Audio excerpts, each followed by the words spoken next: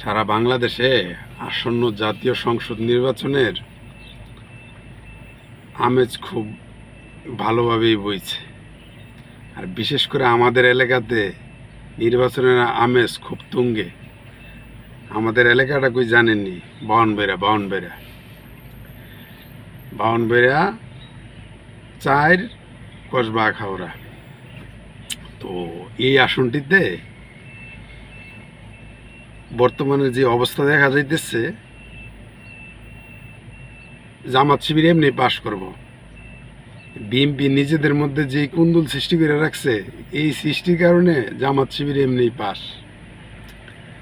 বিএনপির 2 জন নমিনেশন প্রার্থী, 2 জনের 2 গ্রুপ, 2 গ্রুপে কি যে একটা অবস্থা সৃষ্টি করে রাখছে, এটা একমাত্র তারাই বলতে পারবো। আর তাদের মধ্যে যে এমন একটা অবস্থা, এই অবস্থাটা বলতে গেলে নিজেদের দলের প্রতি নিজেদের এত খুব এক পক্ষ আরেক পক্ষের প্রতি মনে হয় যে বিরোধী দল তাদের জন্য ভালো, বিপরীত দলগুলো ভালো, কিন্তু নিজের দল খারাপ।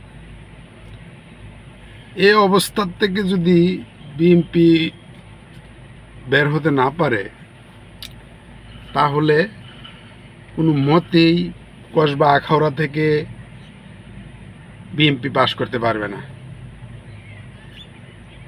আর এইসব প্রবলেমগুলার জন্য বিএনপির কেন্দ্রীয়ভাবে দায়ী।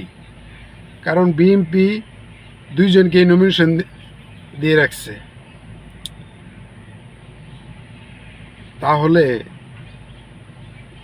2 দলের যে নেতাকর্মীরা আছে, 2 দলের সাপোর্টার, তারা তো চাইতেছে যে আমার নেতা এমপি হোক, আমার নেতা নমিনেশন পাক।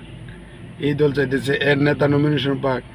কারণ তাদের তো একটা স্বার্থ আছে যে আমার নেতা পাইলে আমি কিছু করতে পারবো, অমুকের নেতা পাইলে অমুকে কিছু করতে পারবো। কিন্তু এই আসনগুলোতে যে সাধারণ ভোটাররা আছে, যারা বিএনপিকে ভালোবাসে, তাদের এই ধরনের নিজেদের মধ্যে কুন্দুলের কারণে তারা বেশিরভাগ ক্ষেত্রে তারা করতেছে কি, এখন জামায়াতের দিকে ঝুঁকতেছে।